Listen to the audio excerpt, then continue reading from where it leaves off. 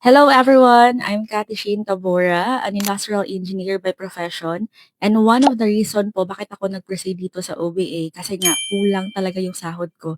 And alam nyo ba, every 50th and 30th day of the month, di ba sahuran yun? Wala talaga ako masasave. Kaya po, buti na lang talaga nakita ko yung OBA sa Facebook and nagtuloy-tuloy ako, nag-take risk ako, and right now, kumita na po tayo ng 1.1 million dahil lang po sa copy and earn system na ina-apply natin dito.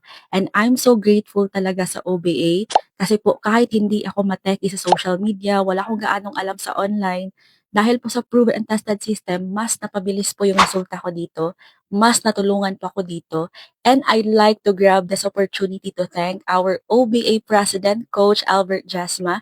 Thank you so much, mentor, kasi dahil po sa inyo, hindi na pa ako tumuloy mag-work sa ibang bansa.